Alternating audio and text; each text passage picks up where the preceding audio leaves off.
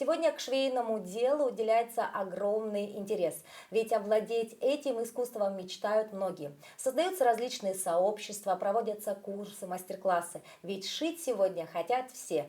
Как дети, так и взрослые. Сегодня мы находимся в студии по шитью «Костюмер», где мы проведем небольшой мастер-класс. Что мы будем творить, узнаем совсем скоро, ведь рядом со мной находится опытный человек. Это преподаватель студии по шитью «Костюмер». Ее зовут Анжелика Васильева. Знакомьтесь. Здравствуйте, Анжелика. Здравствуйте. Здравствуйте, Дарья. Вот что сегодня мы будем творить? Вот очень интересный выпуск, дорогие друзья, забегая вперед, потому что, примитивно шить юбочку, да, или кофточку, это все понятно. Но у нас сегодня интересный экспонат, так сказать. Да, сегодня у нас вправду интересный экспонат. Тут прячется бутыль для воды, который, как правило, да, не всегда вписывается в интерьер. И мы вот сегодня сошьем. Я вам покажу, как сшить такой чехол, который будет и красиво смотреться, ну и гигиенично. Да, действительно, вот эти 19-литровые, да, бутыли очень часто, портят интерьер. И визуально, конечно, он всегда бросается в глаза, причем в каждом доме, да, неважно, у тебя маленькая квартирка, либо большой дом. А вот так вот вроде бы стоит и стоит очень красиво, и задумаешься, что же это такое. На самом деле это бутыль. Но с чего мы начнем, Анжелика? Конечно же, как всегда, когда мы начинаем шить, мы должны снять мерки, да?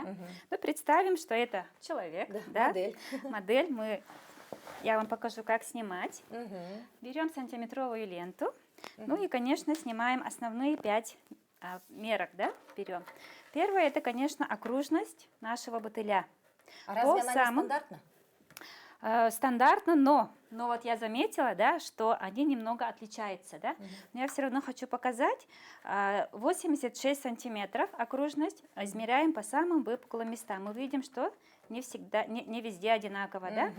Так, вторая мерка, это, конечно, высота изделия, тоже вот до угла. То есть не до горловины, да? Не до горловины, да, это будет отдельно идти. Там 37 сантиметров. Так, потом ширина плеча. Ну, скажем, это плечо, да, представим, это человек. И от шеи до, опять же, вот плечевого угла вот этого, да. Но тут 12 сантиметров. Чуть больше лучше взять, да? Да, чуть больше лучше взять. И представим, что это шея, высота шеи. Высота у нас 7, но мы сделаем 5, потому что здесь, как правило, там помпу вставляют, да. Чтобы не мешало, мы сделаем 5 сантиметров. И окружность, да, обхват шеи, окружность тут 18 сантиметров. Мы берем тоже выпуклую часть, да? Да, выпуклую часть берем, тут 18 сантиметров.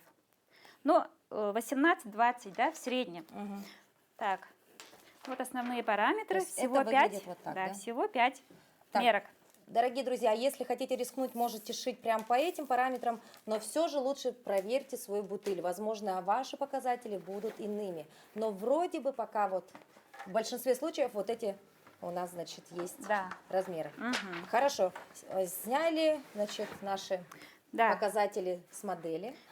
Да, конечно. И с чего же начинаем? Если мы хотим сделать декор не простым однотонным, да, конечно, так тоже интересно, но может кто-то захочет там надпись какую-то индивидуальную написать, да. И вот я выбрала такой Sweet Home.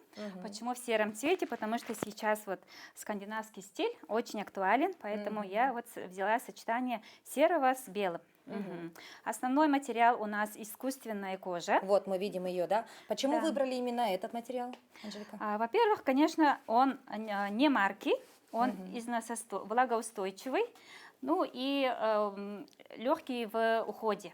Ну да, тряпочка прочный, протер, форму держит, да, форму держит. Если бы это была обычная ткань, то, конечно, это вода все же, да, надо будет там стирать, мыть, а тут протерли и все. Ну и причем такой очень приятный цвет, да, он подойдет в любом интерьере. Да, как раз стулья, да, набивает там мебель, и вот можете выбрать любой цвет в зависимости от стиля вашей кухни. Примерно сколько нам потребуется вот материала на такой бутылек? Материала у нас совсем мало. Измеряем высоту 37, ну и с запасом 40. То есть 40 сантиметров это вполне хватает. А длина у нас кусочка? Длина обычно стандартно идет 150 сантиметров, 1,5 метра. И этого куска нам хватит? Да, этого куска нам хватит. Все, то есть бегом в магазин, приобретаем кусочек. В магазинах ткани продаются, также можно найти в мебельных в магазинах. Хорошо. Далее, значит, мы перешли к нашей вот такой красивой декоративной вышивке, да? Да, вышивка. Ну, мне кажется, это что-то невероятное. Как можно добиться такого результата? Самое главное, это же все еще как-то практически 3D. Как? Да, ну, смотрится как бы, что это как-то сложно, на самом деле это очень легко, да. Во-первых, ткань, искусственная замша, кожа у нас не сыпется, поэтому оно не требует обработки, да. То есть мы видим, что здесь у нас не обработан. Просто срез. Да, всё, просто срез. Это, конечно, облегчает нам работу. Что мы делаем? Мы выбираем любую надпись. Я вот с интернета, например, скачала вот такую надпись «Милый дом», да, тоже интересно смотрится. Вырезаете, да, можете перевести на картонку, либо если вы сами умеете красиво писать или рисовать, можете сами нарисовать или рисовать, да.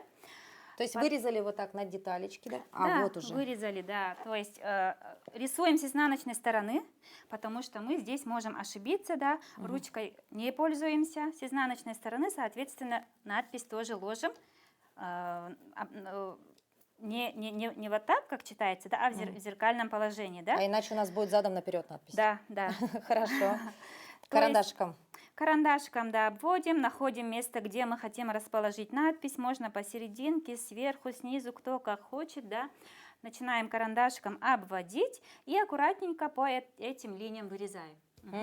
Вырезаем. Потом, чтобы... То есть и у нас здесь получится как бы дырочка такая. Такая дырочка. Вырезанная дырочка, да? Да, вот я заранее подготовила, чтобы слишком долго не тратить время, да. А тут мы что делаем? Подкладываем тоже другой материал. Тут я использовала тканевую искусственную замшу. Она тканевая, она тонкая, да.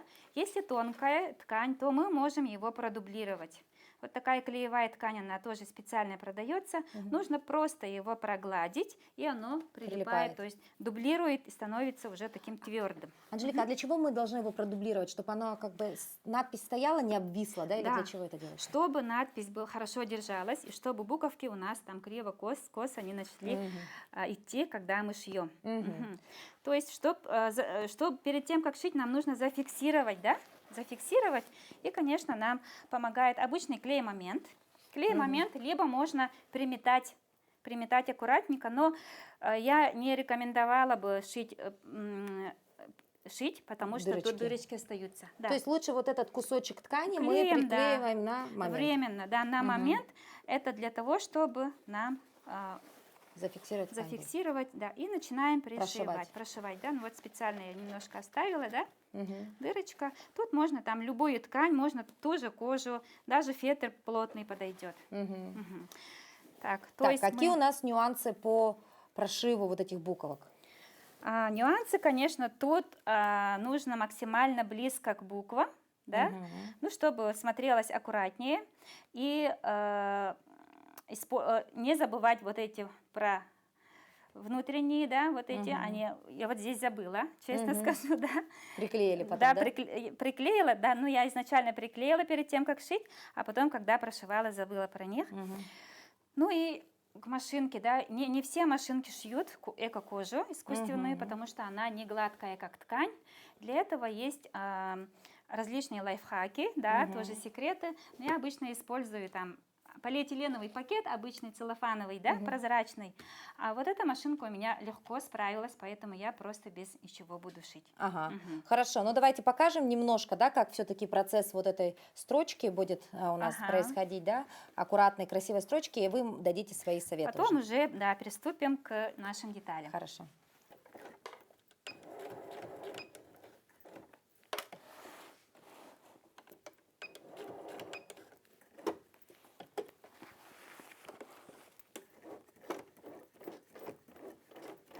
Такой долгий процесс, да, чтобы добиться аккуратного шва, нужно потрудиться. Ну, еще и расстояние там.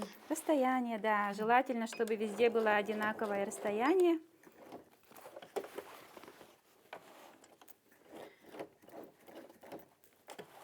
Тут можно просто крутить, да, так будет намного аккуратнее. Если строчить, уже там шов быстрее будет, да, шить машинка, и, возможно, можно не успеть сделать там изгибы, там какие-то повороты.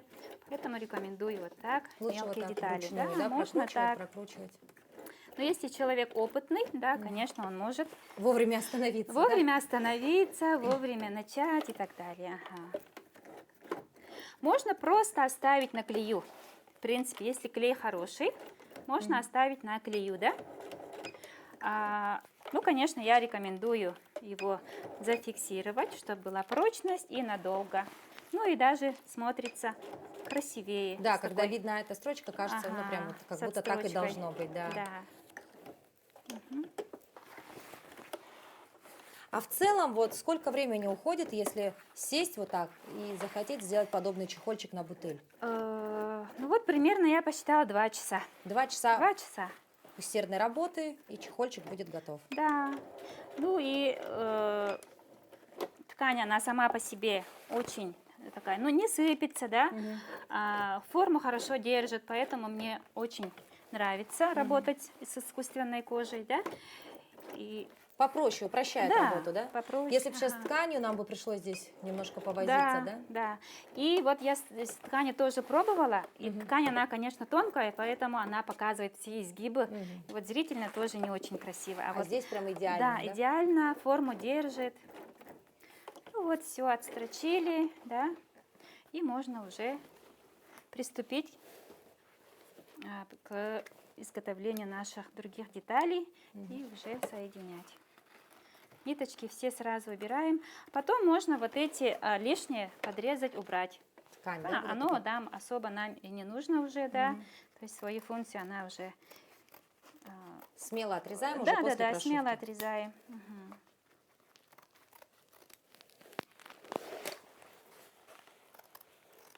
Чтоб лишний раз не мешало. Все. Отлично. Так, тут есть у меня лапка. Мгм. Бывают различные виды лапок, да, под разные там швы, под разные материалы. И вот есть такая лапка с роликом, да, специально с роликом, которую обычно используют при работе с кожей, с такими вот нескользящими материалами. Вот у меня машинка хорошая оказалась, да, то есть она, оказывается, вообще не капризничает при работе с такой кожей. А если все-таки у вас отказывается машинка шить, то нужно приобрести специальную Да, лапку. специальные лапки для пришивания кожи, они бывают, продаются. Итак, наша вышивка готова. Следующий этап, над чем мы будем работать? Следующий этап, это мы, конечно, готовим выкройку, да, для шеи, ну, назовем это юбочку, да, и основной материал. Мы взяли мерки, то есть всегда в шитье, что мы делаем, мы прибавляем на припуски, на швы. 86 сантиметров, на свободу облегания, да, 1 сантиметр и плюс 2 сантиметра еще на швы. То есть мы видим тут шов. Да? Как правило, на шов мы должны брать по сантиметру, с этой стороны сантиметр, с этой, и вот сантиметр, чтобы сильно не облегало. Да? То есть плюс 3 каждому Да. показателю. В итоге у нас получилось плюс 3. Плюс 3 вот здесь, да? Ага, высота 37, мы прибавим только 1 сантиметр, потому что шов будет здесь, внизу у нас ничего нет. То есть плюс 1. Вот эти показатели нам вот, помогут сделать основную юбку, да, основной низ. Да, нужно обязательно на это обратить внимание. А иначе у вас будет короткий и узкий чехольчик, да? Да. Все, запоминаем. То есть вот заранее, так как я заранее подготовила, тут у нас уже есть, да, 88 сантиметров. Плюс-минус. Плюс-минус, да. Ага. Так, и здесь также, потом высота. Высота у нас должна быть 38. 37 плюс 1, 38. 38. 38 есть. 38 38. есть. Все, идеальный кусочек. Это низ, потом юбочку, да, юбочку. Что мы делаем? Оно должно у нас лежать аккуратно, красиво, да? Но тут у нас выкройка, здесь припуски, поэтому оно сейчас аккуратно не лежит, да? Тут будет отстрочка, и она идеально должна получиться уже по размеру. А вот эту выкройку мы должны сами тоже делать? Да. На бумаге? На бумаге, да. Для этого мы берем диаметр. А как измерить диаметр? Диаметр я посчитала, это 32 сантиметра. Диаметр 32 сантиметра, а радиус 16. То есть здесь берем, измеряем, да? делаем круг диаметром 32 сантиметра вокруг, да, полностью. Находим центр. И здесь тоже маленький круг, диаметр тут 5,2. Это для горлышка, да? Это для горлышка, да, 5,2. И отнимаем здесь 7,5 сантиметров, да, чтобы оно не было прямым, чтобы немножко Прогибалось. Вот так прогибалось, да. То есть можно вот так. Самостоятельно высчитать человеку, который далек от шитья, будет сложно. Надо просто запомнить, да? Можно, в принципе, высчитать, да, но можете использовать уже готовой выкройкой, да. Тут можно высчитать примерно 32, да, вот я сказала 32 диаметр с учетом припусков. Вот ширину мы измеряли 12, да, то есть тут 12 и плюс на швы еще, на швы по сантиметру, да, ну, где-то 7-8 миллиметров. Здесь радиус 13,5 получается, да, вот этот кусочек. Ага. То есть все, в принципе, можно высчитать. Да.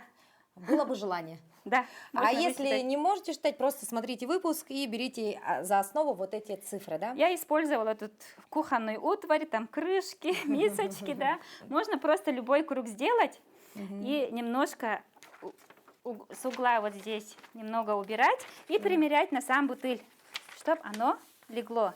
И самое главное здесь, вот эта окружность, да, и вот эта длина, они должны совпадать. Потому что мы будем соединять. Точно. То есть вот так можно перепроверить, да? Перед тем, как сшивать, нужно проверить. Можно вот просто приложить вот так, да? Да. И у вас обязательно должна совпасть длина вот эта, вот так по кругу, да?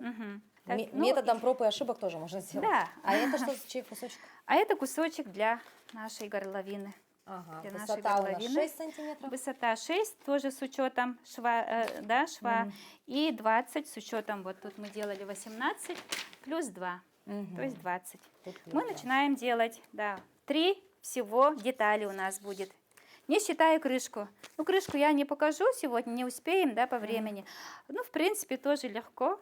Можно и без него, если у вас там есть помпа или устройство для воды. Вот первая деталька у нас готова, основная, да, его мы немного уберем в сторону. Ну и здесь начнем рисовать. Используя уже готовую выкройку, нам понадобится карандашик. Всегда стараемся экономить, да, там посерединке не ложим, наверное, все знаете. А кромку нужно убирать, вот эти дырочки, да. Когда вы вот начнете шить нижнюю часть, да, кромку не считаете, его сразу нужно убрать.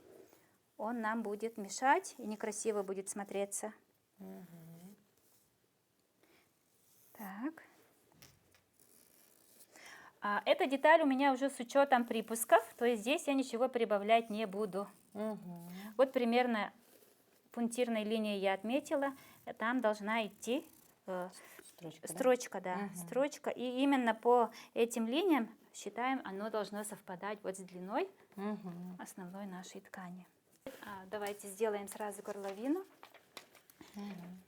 Тут прямая. Так, линии не всегда в магазине ровно режут, то есть нужно проверять, не всегда ориентируйтесь на ткань, да, она бывает иногда не прямая, в нашем случае она, вот тут у нас линия прямая, тут 6 сантиметров и 20, 6, 20, то есть вот 3 детали всего, вот раз, два и вот третий у нас. Начинаем резать.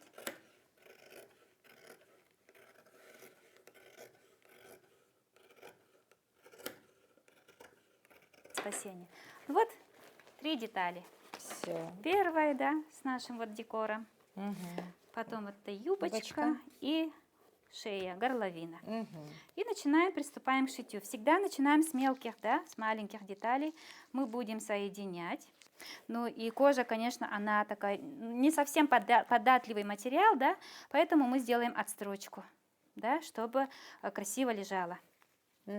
Если без этого оно будет, да, некрасиво торчать там, да, поэтому мы сделаем его красивенько вот так отстрочим. Да, по правилам. Покажу, да. Хорошо. Потом приступаем к шитью вот этой юбочки, тоже прошиваем, отстрачиваем и соединяем. Ну все, А я потом думаю. низ, соединяем, отстрачиваем, соединяем. Хорошо. Всё, как Давайте несколько покажем, швов. как делается отстрочка. Да.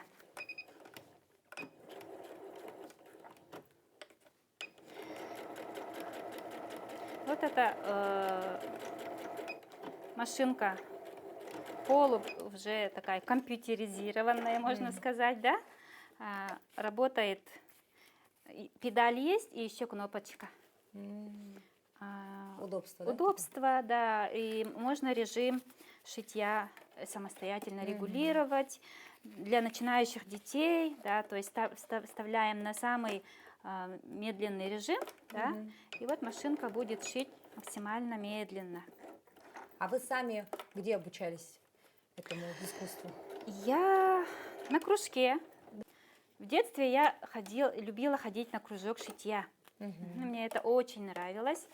Я каждый день бежала на шитье, и вот брат даже смеялся. Ты ленишься мыть посуду, из-за этого каждый день идешь на шитье. А я и вправду, да, а я и вправду любила шить. И в 8 классе я уже начала шить одежду для себя. Даже сестра моя, студентка, приезжала с Якутска, студентка, да, привозила из бабушкиного сундука ткани старые. И всю ночь мы придумывали различные наряды, и я вот шила до 5, до 6 утра. То есть вы самоучка, по сути, да? Да, у меня научила вот моя учительница Шатова Анна Ильинична, которой я очень благодарна. Она привела во мне любовь к шитью, которая превратилась в бизнес, в любимое дело, да. Мне очень нравится. Я вот решила тоже, чтобы максимально большое количество девочек этому научились. Это полезно, да. Решила Это хорошее создать знание такую для каждой студию. девочки, обязательно. А мужчины ходят на мастер-класс по шитью? Когда мы только-только начинали, первая заявка была от мальчика, от подростка. Да вы что? Я, главное, писала в рекламном объявлении, что приглашаются девочки, да, для меня как будто бы это чисто женское дело. А тут мне пишет в директ мальчик Артем, ученик 10 класса. Я была, конечно, удивлена. Он говорит, я хочу научиться шитью. Конечно, мы были очень удивлены сперва, но решили его пригласить. Он пришел к нам, такой очень творческий молодой человек, да. Он говорил, что я люблю готовить, я люблю все. То есть он хотел научиться всему подряд, да. И пришел на ваши курсы? Пришел, он сшил себе свитшот, да, рубашку. Потом сказал, вот я примерно понял, как все это делается, пойду дальше. Вот он так экспериментировал и пробовал себя в разных сферах искусства, творчества, посещал несколько кружков. И вот с тех пор уже у нас вот этих стереотипов нет, что шьют только девочки, да? В 21 веке уже и мальчики этим увлекаются. И именитые дизайнеры, модельеры, это же мужчины, да? Поэтому здесь, конечно, мы будем рады, если мужчины, мальчики тоже придут к нам. Это не чисто женское дело. Вот юбочка у нас готова, отстрочку мы сделали, горловина готова, да? И сразу можем соединять.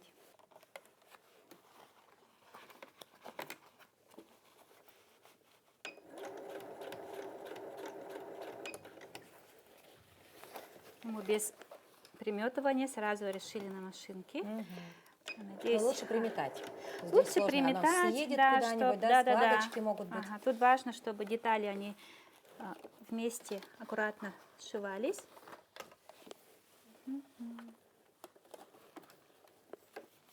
Но минус, наверное, работы с искусственной кожей, это то, что вот если все-таки что-то неправильно пришил, можно распустить, но дырочки останутся. Дырочки, да, могут остаться. Можно, если такое случится, можно попробовать отпарить немножко, да, прогладить. Иногда тоже утюг помогает там, спрятать какие-то нюансы, ошибочки, да. Но тоже не советую долго гладить. Все-таки это такой материал. Анжелика, а сегодня вот если взять детей среднего возраста, они больше интерес к чему проявляют? Вот я смотрю, на полочках у вас игрушки мягкие, да, какие-то куколки, да? Вот если ребенок учится, ну, допустим, там в среднем звене, там, с 5 по 9 класс, что было бы ему интересно? Одежда. Одежда, да? Да. Это как раз-таки такой возраст, когда у детей начинается проявляться интерес к моде, к одежде, да, они уже начинают чувствовать вкусы, свой стиль. И вот как раз-таки хотят выделяться, выглядеть не такими, как все, да. Приходят даже, тут шьют школьные формы, но меняют все равно, да. Материал тот же, ткань тот же, да. А фасон они меняют там. Не юбка, а юбка-шорты, например. Да, да, да. Так, следующее, это, конечно же, самая наша главная основная деталь. Да. Таким же образом мы соединяем.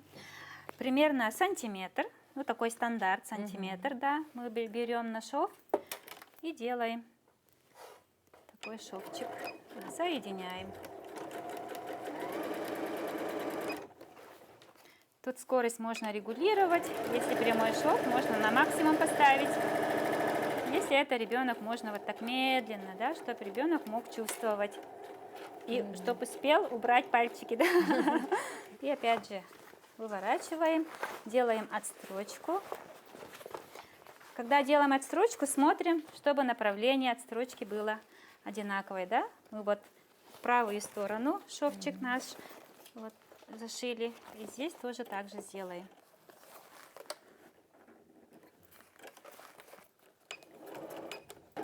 В мое студенчество, да, когда я вот, ну и даже лет 10 назад, наверное, особого такого интереса к шитью, как сейчас, не было. Да. И даже как-то стыдно даже было, что ли, да. Я даже не говорила, что я умею шить почему-то, да, однокурсникам, друзьям. И вот когда я что-то одевала, они спрашивали, и когда, ну, говорю, что я сама, они просто удивлялись. Мало кто знал. Вот это мое увлечение, мой интерес к шитью. У меня вот, честно, нет швейного образования, но я вот со 2 класса ходила на кружок шитья, потом уже самоучка, да, сама обучаюсь. Ну и бывает такое, что там люди с красным дипломом швеи не шьют или им не нравится, да, у меня вот нету такого диплома, но я То есть этим это история живу. про то, когда увлечение переросло уже вот в образ жизни, уже можно так Образ сказать. Да. жизни, И вы да. свои навыки теперь передаете еще и другим людям. Да. Наш чехол на бутыль с водой готов. Мы показали все вам в прямом эфире практически, да, как можно сшить своими руками вот такую замечательную, а самое главное, полезную вещь в доме каждого человека. Правильно? Да. Вот, Анжелике огромное спасибо. Смотрите, опять же, у нас здесь без крышечки, потому что у многих там есть помпа. Поэтому, если уж захотите крышечку, я думаю, здесь ничего сложного не будет. Да? Будет, да. И вот такой полезный элемент декора, я бы сказала, может быть в каждом доме. Как всегда мы говорим, ищите себя, дорогие друзья, ищите свое увлечение, свое хобби. И как в случае вот с Анжеликой, возможно, это увлечение детства сможет стать уже образом жизни. Да. Спасибо большое, Дарья, что пришли. Надеюсь, что многие, используя вот этот урок, видео, да, сошьют себе вот такой красивый чехол. Не только дома, но и в организациях, учреждениях. И пусть везде и всюду будет красота. Красота.